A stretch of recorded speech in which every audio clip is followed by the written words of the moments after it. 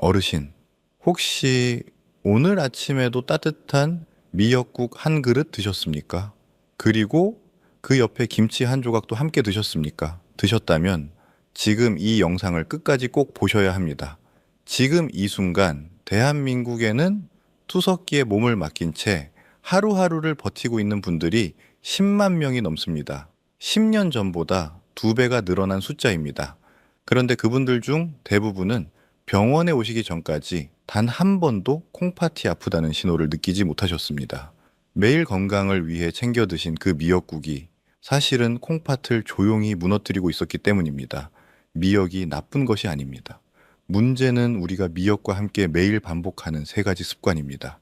거의 모든 한국 가정에서 아무도 의심하지 않고 해온 그 습관들입니다.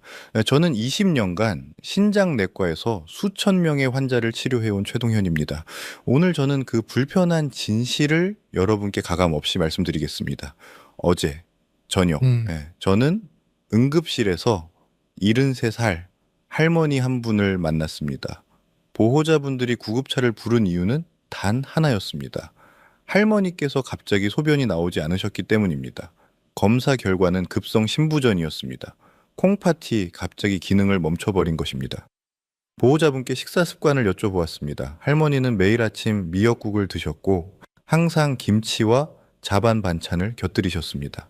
건강을 위해 정성껏 차린 그 밥상이 콩팥을 무너뜨린 원인 중 하나였다는 말씀을 드렸을 때 따님은 그 자리에서 눈물을 흘리셨습니다. 어르신, 콩팥은 우리 몸에서 가장 억울한 장기입니다. 하루에 200리터의 혈액을 묵묵히 걸러내면서도 70%가 망가질 때까지 단 한 번도 아프다는 신호를 보내지 않습니다. 그래서 더 무섭습니다. 이상을 느꼈을 때는 이미 되돌리기 어려운 상태인 경우가 많습니다. 오늘 제가 말씀드릴 내용은 단순한 건강 상식이 아닙니다. 미역과 함께 매일 반복되는 세 가지 습관이 왜 콩팥을 조용히 망가뜨리는지, 그리고 오늘 당장 식탁에서 무엇을 바꾸셔야 하는지 20년 임상 경험을 바탕으로 하나씩 말씀드리겠습니다. 이 영상이 도움이 되실 것 같다면 지금 구독 버튼을 눌러 주십시오.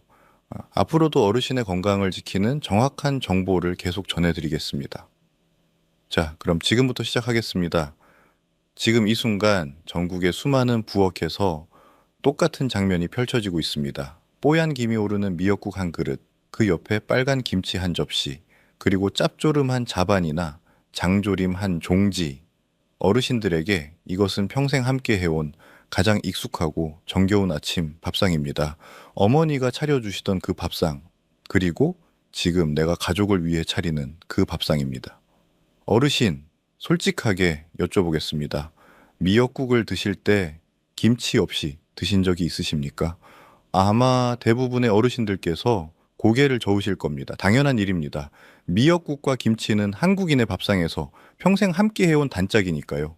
그런데 바로 그 익숙함이 나이가 들면서 콩팥을 조용히 갉아먹는 가장 무서운 함정이 됩니다. 여기서 한 가지 먼저 말씀드리고 싶은 것이 있습니다. 일부 어르신들께서는 이런 말씀을 하십니다. 미역국에 파를 넣는다느니 넣지 않는다느니 하는 이야기들이 있는데 그것은 오늘 제가 드리고 싶은 말씀의 핵심이 아닙니다.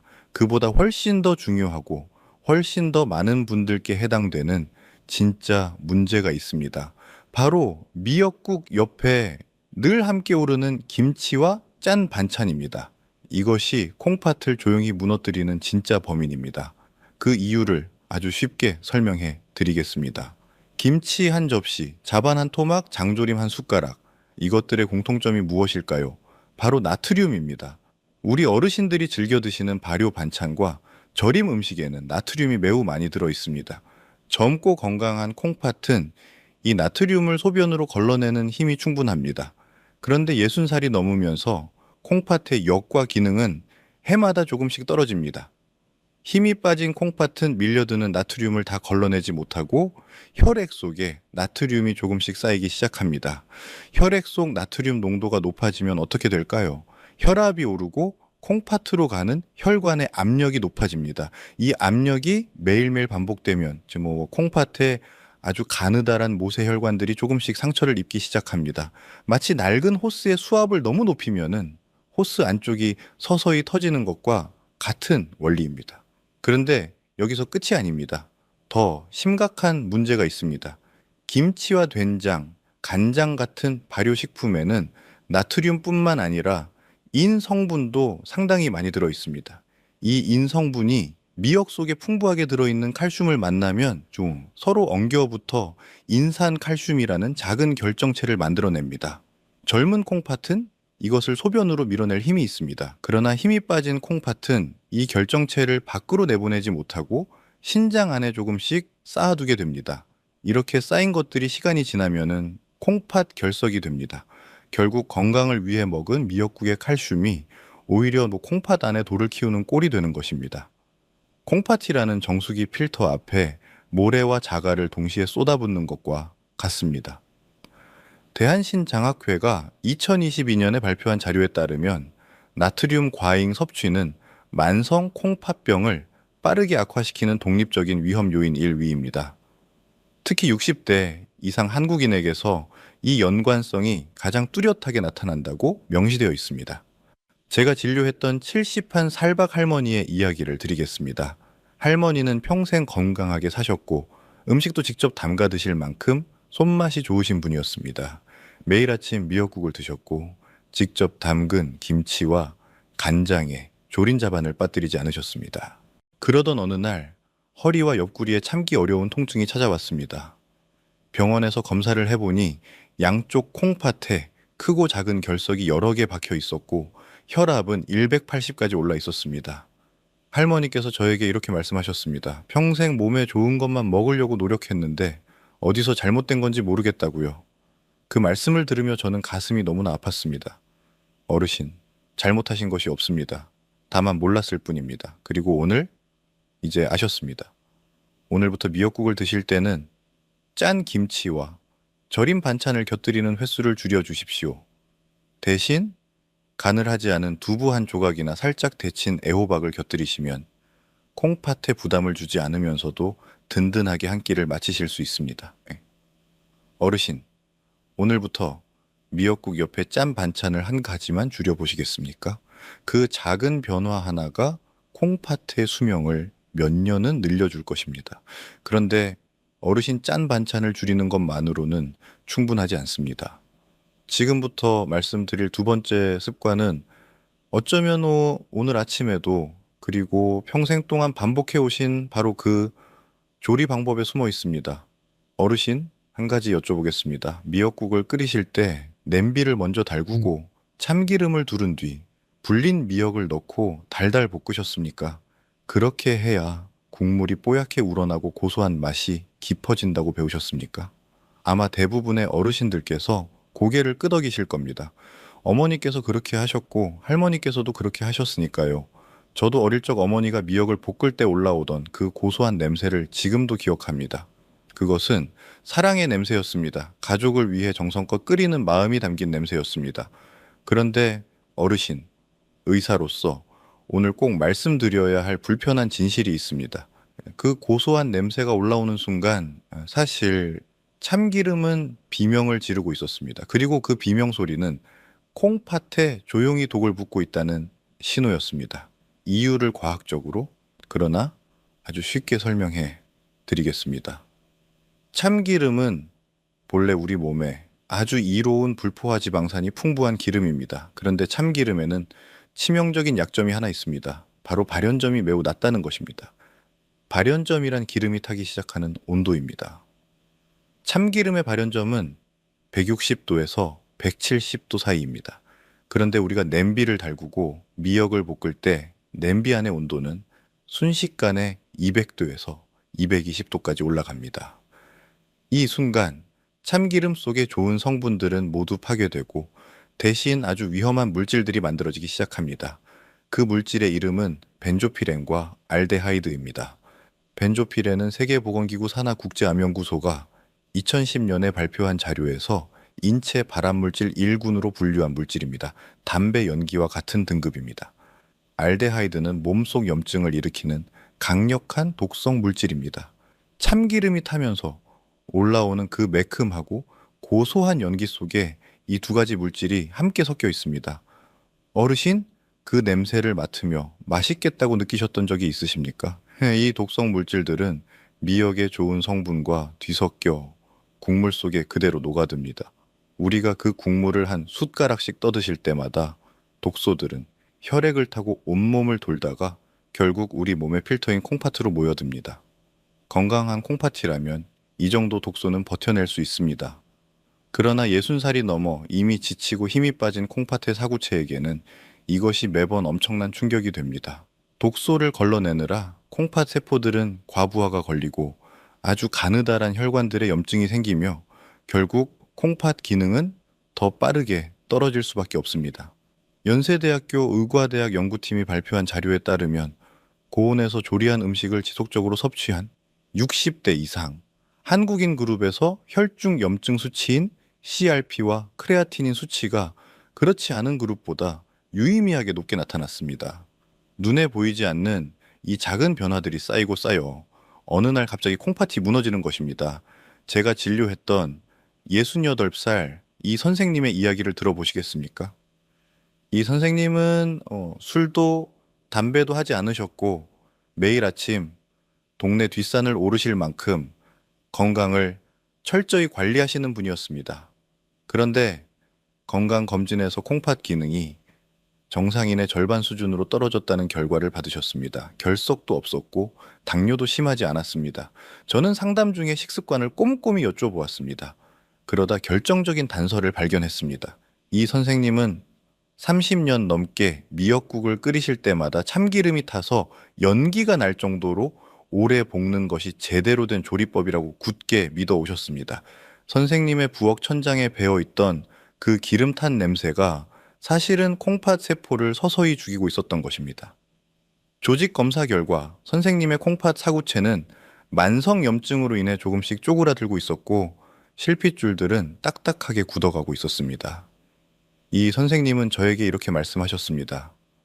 내 몸에 독을 끓여 붓고 있는 줄도 모르고 30년을 살았다니 정말 억울하다고요. 그 말씀이 아직도 귓가에 남아 있습니다. 어르신, 지금 바로 바꾸실 수 있습니다. 방법은 아주 간단합니다. 미역을 절대 참기름에 볶지 마십시오. 대신 찬물에 충분히 불린 미역을 그대로 냄비에 넣고 물을 부어 끓이십시오.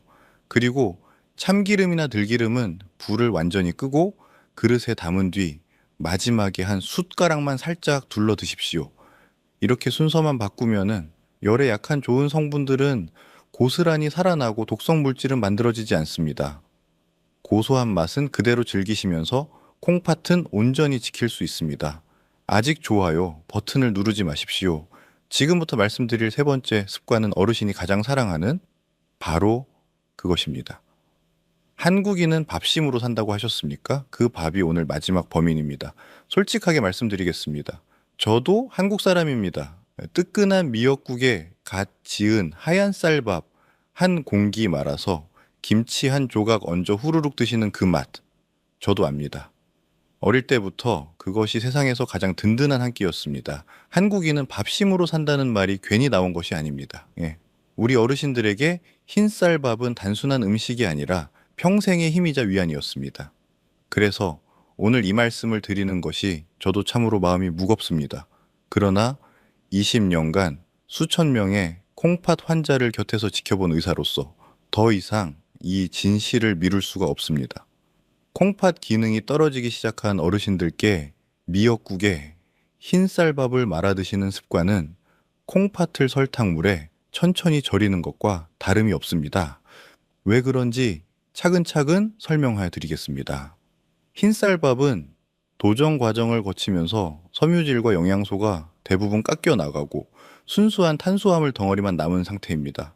이것을 뜨거운 국물에 말아서 후루룩 드시면 씹는 과정이 거의 생략됩니다. 씹는 행위가 왜 중요할까요? 우리가 음식을 꼭꼭 씹으면 입안에서 침과 함께 소화가 천천히 시작됩니다. 이 과정 덕분에 혈당이 서서히 단계적으로 오르게 됩니다.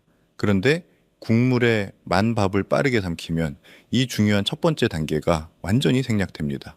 음식이 위장으로 곧바로 쏟아져 내려가면서 소화 흡수 속도가 비정상적으로 빨라집니다. 식사를 마친 지 불과 20분에서 30분 사이에 혈당이 급격하게 치솟는 혈당 스파이크가 발생합니다. 밥을 국에 말아 후루룩 드시는 것은 당분을 혈관에 직접 주사하는 것과 다름없습니다. 이렇게 치솟은 혈당은 혈액을 끈적끈적하게 만듭니다. 맑아야 할 혈액이 탁한 설탕물처럼 변하면 우리 몸에서 가장 가늘고 예민한 혈관 덩어리인 콩팥 사구체를 통과할 때 엄청난 압력을 가하게 됩니다. 끈적한 혈액은 사구체의 미세 혈관을 조금씩 막아버리고 혈관 벽에 염증을 일으키며 결국 콩팥이 딱딱하게 굳어버리는 신장경화증으로 이어집니다. 말기 신부전으로 투석을 받게 되는 원인일 위가 당뇨병이라는 사실은 결코 우연이 아닙니다. 대한신장학회 2022년 자료에 명시된 엄중한 현실입니다. 이쯤에서 이런 말씀을 하시는 분들이 계실 겁니다. 미역에는 알긴산이라는 식이섬유가 있으니 밥이랑 같이 먹으면 혈당이 덜 오르지 않느냐고요? 이론적으로는 맞는 말씀입니다. 알긴산이 혈당 흡수를 늦추는 것은 사실입니다. 그러나 현실은 다릅니다. 미역국 한 그릇에 들어가는 미역의 양은 기껏해야 10g에서 15g 정도입니다. 이 정도의 알긴산으로는 밥 한 공기에 들어있는 엄청난 양의 탄수화물이 쓰나미처럼 쏟아져 들어오는 것을 막아낼 수 없습니다. 더욱이 국물에 말아 빠르게 드시면 알긴산이 보호막을 형성할 시간조차 없습니다. 알긴산의 효과를 제대로 보려면 밥을 먹기 전에 미역을 먼저 드셔야 합니다. 이 부분은 잠시 후 해결책에서 자세히 말씀드리겠습니다. 제가 잊지 못하는 환자 한 분이 계십니다. 65살 초의 여사님입니다. 당뇨 전 단계 진단을 받으셨지만 아직 약을 드실 단계는 아니라는 말을 들으시고 크게 안심하고 계셨습니다. 1년 중 가장 기쁜 날인 생신날 아침, 자녀분들이 정성껏 끓여드린 소고기, 미역국이 너무 맛있어서 흰쌀밥을 2공기나 말아 드셨습니다. 그런데 식사를 마치고 2시간이 채 지나지 않아 눈앞이 캄캄해지고 식은땀이 흐르더니 그대로 거실 바닥에 쓰러지셨습니다. 응급실에서 혈당을 측정해 보니 400이 넘었고 콩팥 기능 수치는 급격하게 나빠져 있었습니다.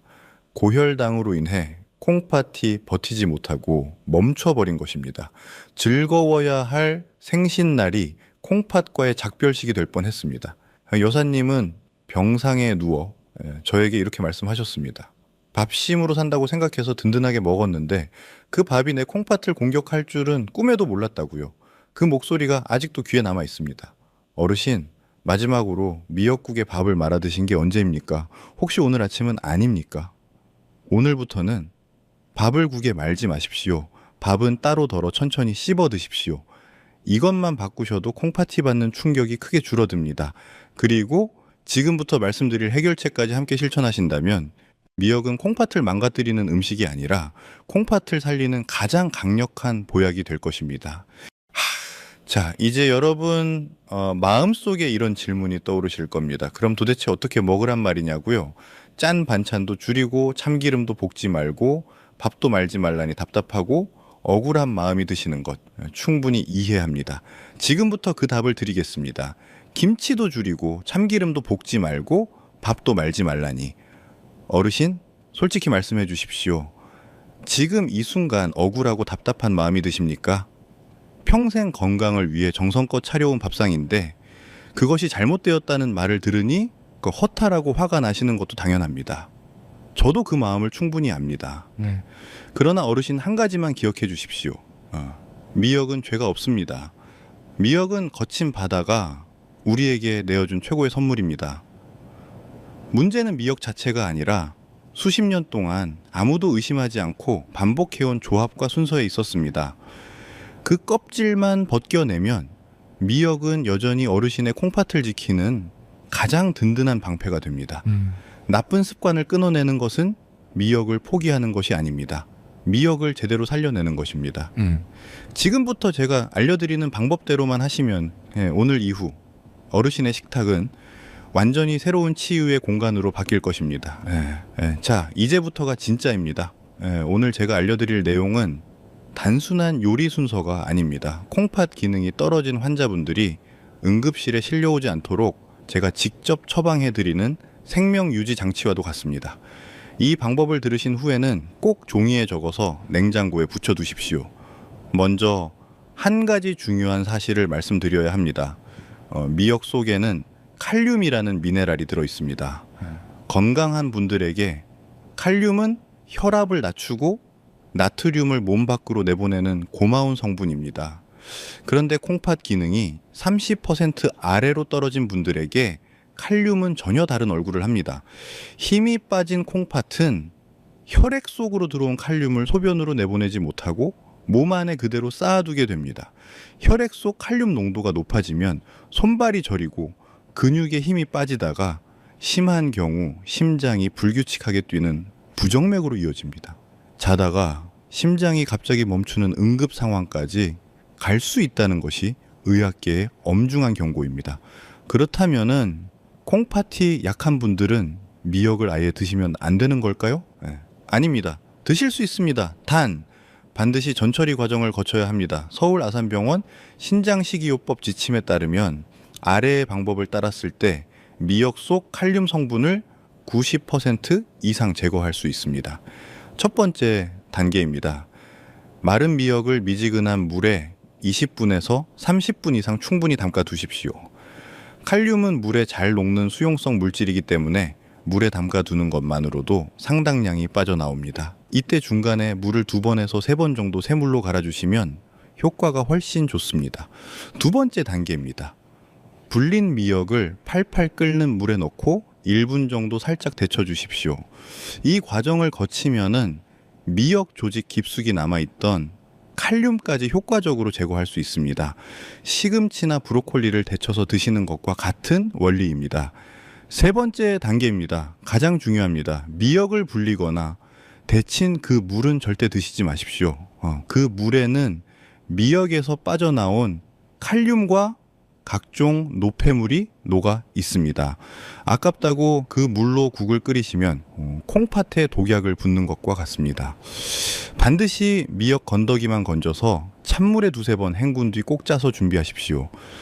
이 세 단계를 거친 미역은 칼륨은 빠져나가고 혈관 청소부 역할을 하는 알긴산과 후코이단 성분은 그대로 살아 있습니다. 위험한 칼이 칼집 속에 안전하게 봉인된 것입니다.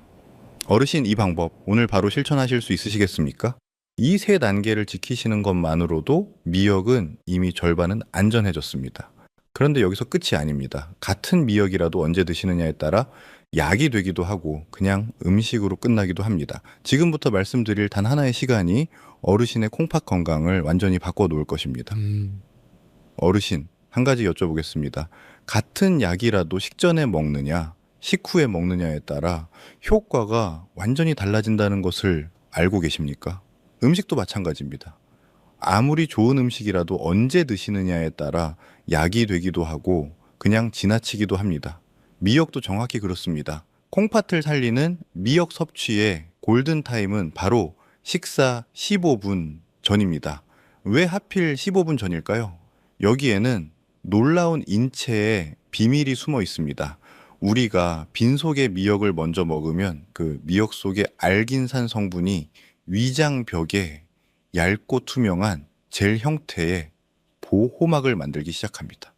이 천연 보호막이 완성되는 데 걸리는 시간이 바로 15분입니다. 이 보호막이 자리를 잡은 상태에서 밥과 반찬이 들어오면 음식 속의 당분과 지방이 위벽에 바로 흡수되지 못하고 알긴산 젤에 부드럽게 갇히게 됩니다. 알긴산은 이 물질들을 천천히 감싸 안고 소장으로 이동시킵니다. 덕분에 식사 후 혈당이 급격히 오르는 것을 막아주고 콩팥으로 한꺼번에 쏟아지는 독소의 양을 크게 줄여줍니다. 마치 콩팥이라는 정수기 필터 앞에 튼튼한 거름망을 하나 더 설치하는 것과 같습니다. 국제학술지 저널 오브 펑셔널 푸즈의 2018년 발표된 연구 결과에 따르면 식사 전에 해조류를 먼저 섭취한 그룹은 그렇지 않은 그룹보다 식후 혈당 수치가 28%에서 32%까지 낮게 나타났습니다. 약을 먹지 않고 먹는 순서와 시간만 바꿨을 뿐인데 콩팥이 받아야 할 충격이 30% 가까이 줄어든 것입니다. 단, 위장이 약하거나 소화력이 떨어지시는 분들은 빈속에 차가운 미역을 드시면은 속이 불편하실 수 있습니다. 그런 분들은 미지근한 물 한 잔을 먼저 드시거나 따뜻하게 데친 두부 한 조각과 함께 드시면 위장에 부담 없이 효과를 보실 수 있습니다. 방법은 단 두 가지입니다. 미역을 물에 담가 칼륨을 뺀다. 그리고 밥 먹기 15분 전에 먼저 먹는다. 이 두 가지만 지키셔도 미역은 어르신의 콩팥을 지키는 가장 든든한 방패가 되어줄 것입니다. 오늘 배운 콩팥을 살리는 이 숫자 15를 댓글창에 적어주십시오. 15분의 기적을 믿고 실천하겠다는 어르신의 굳은 의지를 보여주십시오. 그 숫자 하나가 10년 뒤 어르신의 콩팥 건강을 결정짓는 중요한 열쇠가 될 것입니다. 미역을 안전하게 손질하는 법과 섭취하는 골든타임까지 모두 배우셨습니다. 이제 마지막 퍼즐을 맞출 차례입니다. 파 대신, 볶은 참기름 대신, 흰쌀밥 대신 무엇을 어떻게 채워야 할지 지금부터 콩팥을 살리는 황금 조합을 알려드리겠습니다. 자, 이제 빠진 자리를 채울 차례입니다. 짠 반찬이 빠진 자리, 볶은 참기름이 빠진 자리, 말아 먹던 흰쌀밥이 빠진 자리, 이 자리들을 오히려 콩팥을 살리는 더 좋은 재료들로 채워드리겠습니다. 잃는 것이 아니라 더 좋은 것으로 바꾸는 것입니다. 지금부터 말씀드리는 이 조합대로만 드신다면 미역은 단순한 반찬이 아니라 어르신의 콩팥을 지키는 최고의 천연 치료제가 될 것입니다. 첫 번째입니다. 짠 반찬 자리에는 식초를 넣은 미역 오이 초무침을 올려주십시오. 식초 속의 유기산 성분은 두 가지 놀라운 역할을 합니다. 첫째, 미역 속 칼슘과 마그네슘 같은 미네랄이 우리 몸에 잘 흡수되도록 도와줍니다. 둘째, 탄수화물이 당분으로 변하는 속도를 늦추어 식후 혈당 지수를 최대 30%까지 낮춰줍니다. 식초가 혈당의 브레이크 역할을 하고 미역이 위장 보호막을 쳐주는 이 조합은 콩팥이 받는 충격을 동시에 두 방향에서 막아주는 이중 방어막입니다. 앞서 배운 대로 칼륨을 뺀 미역에 식초 한 숟가락, 다진 마늘 조금, 아주 적은 양의 설탕을 넣고 조물조물 묻혀서 식사 15분 전에 먼저 드십시오. 두 번째입니다. 볶은 참기름 자리에는 생들기름을 마지막에 둘러주십시오. 들기름은 식물성 기름 중에서 오메가3 지방산 함량이 가장 높은 기름입니다. 이 오메가3는 만성 콩팥병의 가장 큰 원인인 몸속 염증 수치를 낮추는데 탁월한 효능을 발휘합니다. 콩팥의 사구체에 염증이 생기면은 필터가 붓고 기능이 떨어지는데 들기름의 오메가3가 이 부기를 가라앉히고 손상된 세포막을 서서히 재생시켜줍니다.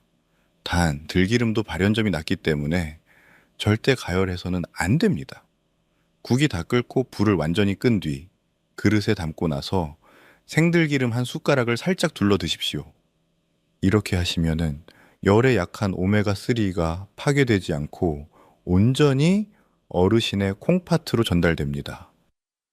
참기름의 고소한 맛을 도저히 포기하기 어려우신 분들도 똑같은 방법으로 불을 끄고 마지막에만 향을 입히는 방식으로 사용하시면 됩니다. 세 번째입니다. 흰쌀밥 자리에는 으깬 두부를 채워주십시오. 콩팥 기능이 떨어지신 분들의 가장 큰 고민 중 하나가 단백질입니다. 고기를 먹자니 인과 요산 수치가 걱정되고 안 먹자니 근육이 빠져 기력이 없어집니다. 이 고민을 한 번에 해결해 주는 것이 바로 두부입니다. 두부는 콩팥에 부담을 주는 독소가 거의 없는 순수한 식물성 단백질입니다. 특히 두부 속 사포닌과 아이소플라본 성분은 딱딱하게 굳어가는 콩팥 혈관을 부드럽게 풀어주는 강력한 항산화제 역할을 합니다. 미역국을 끓이실 때 두부를 칼등으로 부드럽게 으깨서 듬뿍 넣어 보십시오. 미역의 알긴산이 노폐물을 흡착하고 두부의 깨끗한 단백질이 손상된 세포를 조금씩 복구하는 완벽한 이중주가 시작됩니다. 으깬 두부는 식감이 몽글몽글해서 마치 밥을 드시는 것 같은 포만감을 주어 흰쌀밥 생각이 자연스럽게 사라지게 됩니다. 네 번째입니다. 국물 맛을 내는 자리에는 마늘과 양파를 넣어 주십시오. 마늘 특유의 알싸한 맛을 내는 알리신 성분은 콩팥 혈관 속에 끼어 있는 끈적한 찌꺼기와 염증 덩어리를 녹여 배출하는 강력한 혈관 청소부입니다. 양파의 풍부한 퀘르세틴 성분은 딱딱하게 굳어가는 콩팥 모세 혈관을 부드럽게 풀어주어 혈액순환을 돕고 혈압을 낮추는 데 탁월한 효과를 발휘합니다.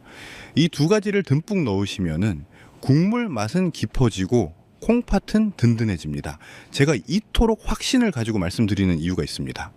바로 제 친척인 72살 초에 선생님 덕분입니다. 작년 초 선생님은 담당 의사로부터 크레아티닌 수치가 위험 수준에 달해 투석을 준비해야 할 수도 있다는 청천벽력 같은 통보를 받으셨습니다. 삶의 의욕을 잃으시고 식사도 거부하시던 선생님께 저는 간곡하게 부탁드렸습니다. 딱 6개월만 제가 알려드리는 대로 해보자고요. 그날부터 선생님은 흰쌀밥 대신 으깬 두부를 주식으로 드시고 식사 15분 전에는 반드시 식초를 넣은 미역 오이 초무침을 드셨습니다. 국에는 마늘과 양파를 듬뿍 넣고 불을 끄고 나서 생들기름을 한 숟가락 둘렀습니다. 한 달이 지나자 몸의 부기가 빠지기 시작했고 2달이 지나자 소변의 거품이 사라졌습니다. 그리고 6달 뒤 선생님은 진료실에서 제 손을 잡고 어린아이처럼 우셨습니다. 크레아티닌 수치가 안정권으로 돌아왔고 당장 투석을 하지 않아도 된다는 판정을 받으셨기 때문입니다.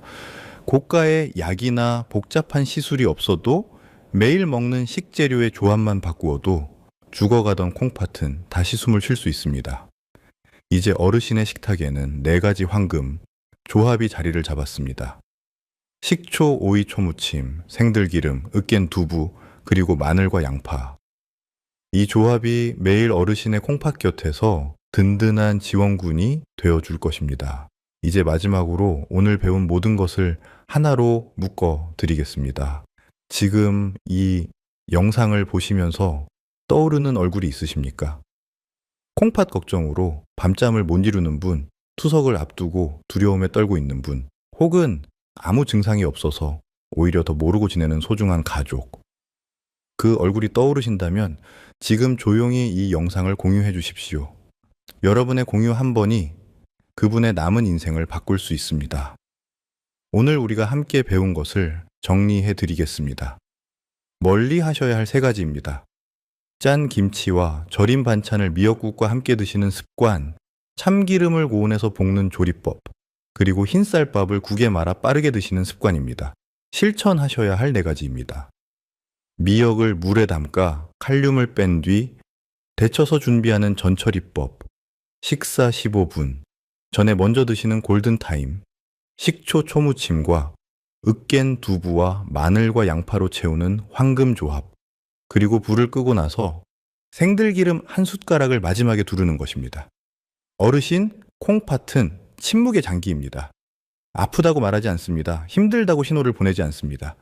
그렇기에 콩팥이 비명을 지르기 전에 우리가 먼저 손을 내밀어야 합니다. 오늘 이 영상을 끝까지 보신 것 자체가 이미 그 첫 번째 손길입니다. 오늘 배운 내용을 반드시 실천하겠다는 다짐을 담아 아래 댓글창에 건강이라는 2글자를 남겨주십시오. 우리가 서로 남기는 그 건강이라는 단어가 보이지 않는 힘이 되어 서로의 콩팥을 지켜줄 것입니다. 저 최동현도 여러분의 댓글 하나하나를 읽겠습니다. 어르신과 가족 모두 늘 강건하시고 하루하루가 활력으로 가득하시기를 진심으로 기도합니다. 감사합니다.